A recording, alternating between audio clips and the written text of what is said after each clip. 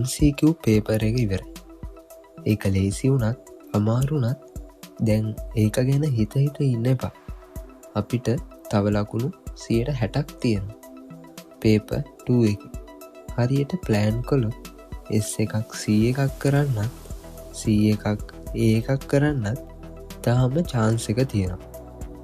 අද අපි බලමු හෙට පේපර් එකට කොහොමද රෙඩි වෙන්නේ කියලා. අංක 1 ප්‍රශ්න තෝරා ගැනීම. පේපර් 2 එකේ පාර්ට් B රචනා කොටස තමයි වැදගත්. ප්‍රශ්න 6න් 4ක් තෝරගන්න ඕන.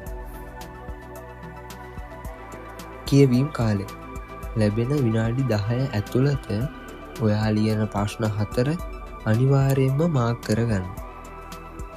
ඔයාට ප්‍රෝග්‍රෑමින් Python අමාරුයි වගේ නම් අනිවාර්යයෙන්ම සිස්ටම් ඇනලිසිස්, නෙට්වර්කින්, ඩේටාබේස් වගේ ප්‍රශ්න තෝරගන්න. ඒ වගේ ලකුණු ගන්න ලේසි. අංක 2 අනිවාර්යෙන් බලාගෙන යන්න ඕනේ මොනවද? මේ මාතෘකා ටික අද රෑ පොඩ්ඩක් මතක් කරගන්න.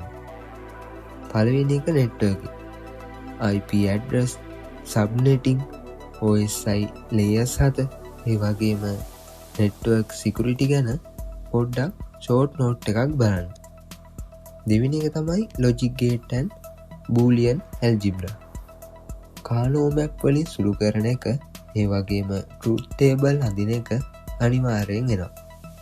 තුන්වෙනි එක තමයි database. ER diagram අඳින හැටි, ඒ වගේම normalization, අර 1NF 2NF 3NF කියලා තියෙන්නේ අනේ ටික වෙනස් වෙන හැටි පොඩ්ඩක් බලාගන්න.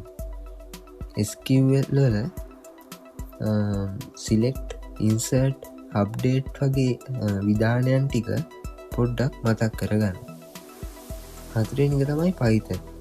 මේකේ flow chart එකක් දීලා ඒක කෝඩ් එකකට හරවන එක හරි, කෝඩ් එකක් දීලා අවුට්පුට් එක අහන එක හරි එන්න පුළුවන්. ඒ වගේම ෆයිල් හැන්ඩලිං වල open, read, write ඒ වගේ කොටස් අමතක කරන්න එපා. පස්වෙනි එක තමයි වෙබ් ඩිසයින් කියන්නේ. මේකෙදි HTML වල මූලික ටැග්ස් ටික, ඒ වගේම PHP වල ෆෝම් හැන්ඩලිං, පෝස්ට් ගෙට් කියලා තියෙන්නේ අන්න ඒවා එහෙම හොඳට බලාගන්න. තුන්වෙනි එක තමයි ටයිම් මැනේජ්මන්ට්. වෙලාව කළමනාකරණය. පේපර් 2 එකේ වෙලාව මදි වෙන එක තමයි ලොකුම ප්‍රශ්නේ. මේකේ පාර්ට් A, ඒ කියන්නේ ව්‍යුහගත, මේකට ප්‍රශ්න 4ට උපරිම පැයක් වගේ ගන්න. එක ප්‍රශ්නයකට විනාඩි 15ක් වගේ. ඊළඟට පාර්ට් B එකේ රචනා ප්‍රශ්න පත්‍රයේ ඉතුරු පැය 2 පාවිච්චි කරන්න. මේ පැය 2 ප්‍රශ්න 4ට බෙදා ගන්න. එකකට විනාඩි 30ක් වගේ. රචනා ප්‍රශ්නයක් ලියාගෙන යද්දී භාගයට හිර වුණොත් ඒක අල්ලගෙන ඉන්න එපා. ඉඩ තියලා ඊළඟ ප්‍රශ්නෙට යන්න. මතක තියාගන්න හැම පියවරකටම ලකුණු හම්බෙනවා.